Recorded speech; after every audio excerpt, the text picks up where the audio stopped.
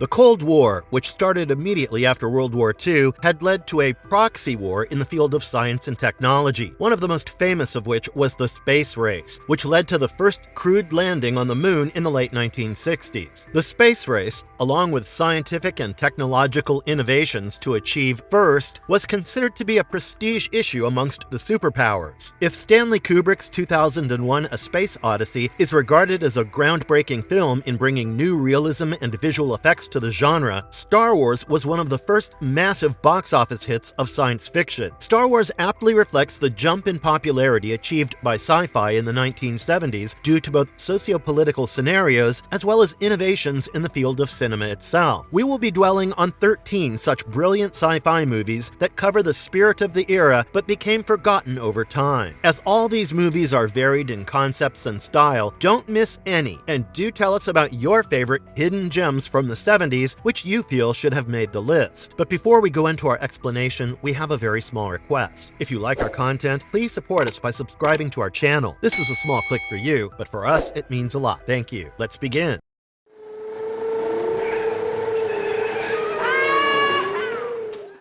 Silent running. The first thing that comes to mind when thinking about sci-fi is either a fast-paced entertainer or one that takes us to the realities of a possible future that may either be bleak or happy. The notions have developed from the famous movies in the genre. It's rare to find melodramas in this genre. Silent Running is one such sci-fi melodrama that later lost its popularity when its counterpart from the same era, Planet of the Apes, was remade and achieved popularity in modern times. In the distant future, all forests have gone extinct on Earth. The remaining life is preserved in a big greenhouse-like geodesic dome attached to the giant cargo spaceships. Freeman Lowell, a resident ecologist and botanist on one of these ships, is the protagonist. He tends and cares for the life preserved in the domes. The plot follows Lowell's fight to preserve the life on the domes against the orders to jettison and destroy it. Lowell tries to find humanity in the service drone. The story addresses the questions of human selfishness and global warming, which the scientific world was becoming aware of during that period. Douglas Trumbull, who was involved with the special effects of 2001, directed this. The movie's special effects, to create or imagine a future without digital effects, are incredible. So much so that the real American Airlines wanted to take the model of the Valley Forge, the American airline freighter in the movie, on tour to show it off. Silent Running gradually faded into widespread amnesia, with more popular big-budget sci-fi stealing the show later on. However, this is a must-watch if you're looking for some sad human tenderness in sci-fi.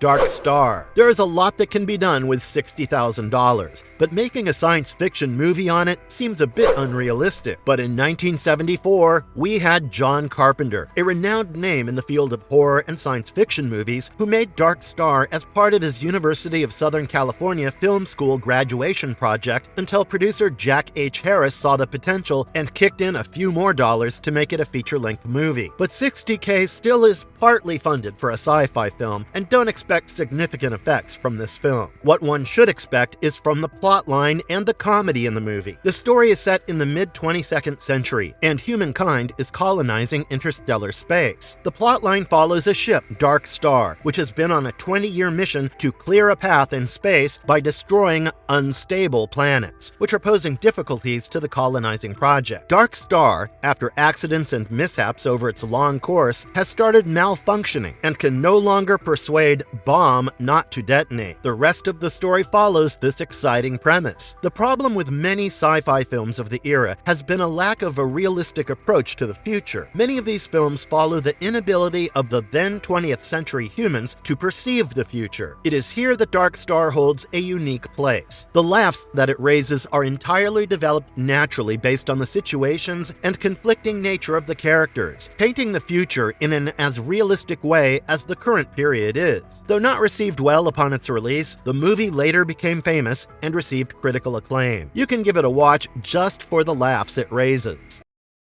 THX 1138. Most sci-fi fans revere George Lucas for giving Star Wars to the world, a franchise that not only revolutionized the sci-fi genre, but also paved the way for the popularization of franchises and universes. But many of us, except maybe die-hard Lucas fans, would not have heard about his directorial debut, THX 1138, a film developed from his student film, Electronic Labyrinth THX 1138 4EB, which he had made as a student at USC School of Cinematic Arts. Imagine an infinite jail about whose end or beginning you don't know about, and this jail is THX 1138 for you. A dystopian future world where human connections and humaneness in general have been so removed from human beings that the only meaning to their life is their connection to the all-encompassing state, which is good-selling, religion-spouting, and sex-providing. In this future, the robotic state controls every aspect of an individual, taking away their individuality while at the same time treating them as individuals devoid and disconnected from the social by constantly keeping them under drugs. Imagine a world where reproduction is a crime, and so is keeping away from drugs. Sounds a bit familiar and scary at the same time, right? The influences of THX 1138 can be seen in many movies, including Blade Runner and The Matrix. There are fewer similarities that one can find between THX 1138 and Star Wars, taking you on a different journey from what you expect from George Lucas. Once a commercial flop, the movie was reevaluated later with acclaim. Don't miss this gem. Logans Run. What can be the definition of utopia? What are its characteristics? Is there a utopia that can be imagined? Logans Run, released in 1976, tries to do the right thing, but it doesn't find an answer to these questions. Again, a post-apocalyptic world where humans are not aware of the entire reality and are ruled by artificial intelligence, AI. But why isn't this premise getting cliché? Because a post-apocalyptic future can be imagined in infinite ways, all being unique on their own. This world indeed, in the first instance, seems a perfect world where every need of human beings is taken care of, but only on one condition, that they have to go through the rite of carousel when they reach the age of 30. Believing that their lives will be renewed, the people go through a process where they are going to be killed to control the overpopulation. The truth's discovery by a Sandman, Logan, who is entrusted with the task of finding people who try to escape the ritual, and the moral conflicts and contradictions inside himself regarding the utopia and the truth form the premise of the movie. There is a reason why the film was nominated for multiple awards in multiple categories, even winning a few, including science fiction and art direction, which screams to watch it to explore the best of 70s special effects. If that wasn't enough, then it's interesting to know that Marvel brought a short-lived comic book series in 1977, and that CBS and MGM Television paid $9 million to Nolan to base a TV series on the film, all for the potential that the film held. Death Race 2000. Most of the movies that we've covered so far have been set in a distant future. And then we have Death Race 2000, which was not set in a very distant future, but whose story starts just 4 years ahead of the year when the movie was released in 1975. The movie's central theme is a transcontinental road race created by the totalitarian regime to fill in the population's alienation from the government. The race is a violent and gory one in which innocent pedestrians have to be struck and killed for bonus points. It all started in 1979 when the society collapsed during the world crash of '79, which paved the way for a totalitarian regime under martial law. The movie raises questions of democracy and totalitarianism, with the analogies challenging to miss. Thomasina Paine leads the resistance against the totalitarian regime, as the surname gives away, a descendant of the famous Thomas Paine from the American Revolutionary War. The movie was a hit during the time of its release, later on raising a cult following because of the novelty in its subject matter of having a science fiction sports movie and for its pace. Also, being set in the period after the chaotic 1960s of wars and alternative culture, which included psychedelic drugs acting as an escape from the harsh realities,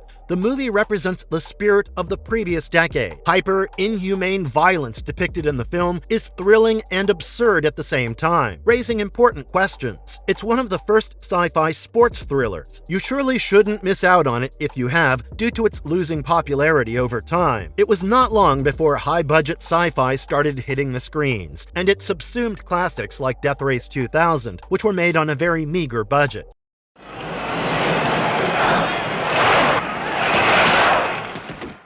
Rollerball. Imagine a society that enjoys senseless violence and sports, as in Death Race 2000 we saw earlier, being at the center of. Rollerball presents a dystopian future ruled by a stateless corporation that supposedly takes care of every need of humankind. The only sacrifice is the sacrifice of individuality and liberty. Jonathan E. is the main character in the movie, who is a legend in the futuristic sport of rollerball, wherein, by any means, one has to jam the rollerball in the goal. And by any means, it's meant that bloodshed, killing, and a lot of roaring bikes are part of the game, whose rules, though, aren't static and are altered by the corporation according to their will. One of the scenes that is not related to the protagonist explains the philosophy of the whole movie. A lot of social elites run out on a field of entertainment. And guess what? What is their entertainment? It's just shooting and destroying trees, by doing which they are shown to be filled with joy until a woman realizes how destruction is the thing that's causing her happiness. Well, the state control versus individual freedom question isn't something that makes the movie dull to watch, but you may even miss it because of the adrenaline boost it offers with all the fast-paced action. Though reboots and influences have been tried based on the movie, none have reciprocated the originality that this movie has provided, and this makes it worth watching. The War in Space. The list can never be complete without a tokusatsu science fiction film, and The War in Space is precisely that film. It's considered to be the last movie in the Toho Space Trilogy, a loosely based collection of movies that deals with outer space science fiction. It was revolutionary at the time of its release due to its spectacular practical effects, which placed the film at least a decade ahead of its time. An alien race that attacks a space station initiates a war with humanity. Goten, a space defense unit previously decommissioned, is now being completed to ward off the aliens. Sounds exciting, right? Well, couple it with the effects the Japanese studio Toho is known for. The movie was influenced by the much more famous counterpart Star Wars, which, even though it hit the screens only in 1977, had screened for a select crowd the previous year, Toho taking influence from it. Though The War in Space managed to beat Star Wars to theaters in Japan, 20th Century Studio was much more prominent to compete with, and The War in Space never gained much foothold amongst the global audience, thus fading into obscurity. Much of the English-speaking crowd didn't know about the movie until a 2006 DVD release featuring both English and Japanese language tracks was released. Jun Fukuda, the go-to man for Toho Studios for Godzilla movies, brings the best from a plot and premise that had become common by using the effects and background score. The movie, apart from holding nostalgic value, particularly with the score and effects, is something that has to be watched. There are a few political or philosophical analogies, at least on the surface. The War in Space is good old classic sci-fi.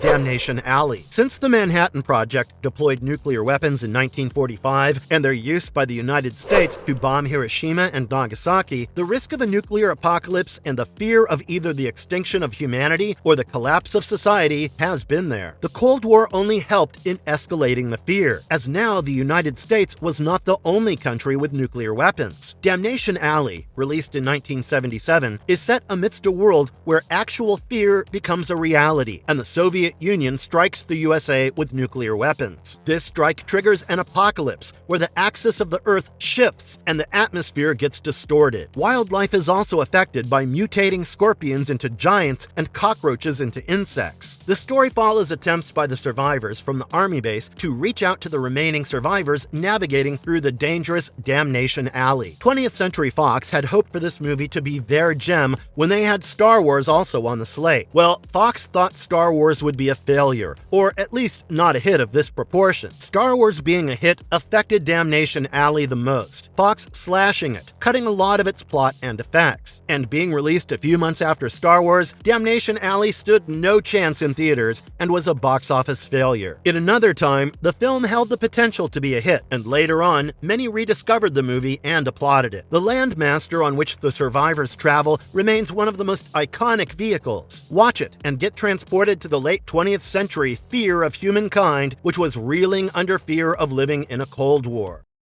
The black hole. Disney releasing a PG-rated movie wouldn't be a surprise today, but in 1979, when it came with its first PG-rated movie, it surprised many while making them eager to get a watch of it. The PG-rated film was space science fiction, which had tremendous influence later on in the genre. Going to the plot, it's the year 2130, and the spacecraft USS Palomino has completed its mission in exploring deep space when it comes across a long-lost spacecraft, USS Cygnus, near a black hole. The rest of the premise follows the crew of the USS Palomino investigating the ship, wherein they find a survivor who survived 20 years and is planning to enter the black hole. It was an ambitious plot indeed, but the black hole wasn't merely science fiction, but had a lot of philosophical undertones, made for a mature and older audience. Star Wars' release a couple of years back had already revolutionized the sci-fi use of digitalized effects. Though the black hole didn't rely heavily on digital and CGI effects, it produced a brilliant mixture of practical effects, CGI, and the novel digital medium to create significant effects. It was Walt Disney's first experiment with sci-fi, and it was surprising that it didn't follow the light tone that was associated with much of the sci-fi of the era. The darker tone of the movie didn't go well with many of the critics, even though the movie was a commercial success. But watching it at a later time, it seems a different world and caters to our sensibilities. If you're looking for a darker shade of science fiction, you shouldn't miss out on this gem, which undoubtedly will take you through a thought-provoking but entertaining ride. Star Crash. How much could a movie, dubbed as a Star Wars ripoff popularly, achieve with a budget of $4 million? The answer for the maximum and best is Star Crash. Though Luigi Cozzi, in an interview with Variety, had stated that the script was written before the release of Star Wars, the similarities and influences are hard to miss. They were still serving as a mass entertainer, which according to Luigi's words, is a science fantasy and not a science fiction. The plot follows the interstellar smugglers Stella Star and Acton, who the benevolent Emperor of the Galaxy entrusts with the task of finding a secret weapon developed by the evil Count Zarth Arn. The names and the premise do sound familiar, right? But the movie is actually much more than Star Wars. The film was planned to be made in 2 months, but delays due to budget crunches elongated the production period to 6 months. Imagine a movie being refused by the production company itself, which is what happened with Star Crash, which had to find a new distributor, New World Pictures, when American International Films declined to release it. Though, fighting all odds, the cheesiness and the pulpy nature of the movie had become a minor hit amongst the audience, though panned by most of the then critics. Understandably, the critics had panned the movie as their benchmark was Star Wars, but later on, Star Crash achieved a dedicated cult following of its own. Even though it was gradually forgotten, the entertainment value that the film brings is immense. It's one of those films which can be enjoyed being laid back on a lazy Sunday afternoon.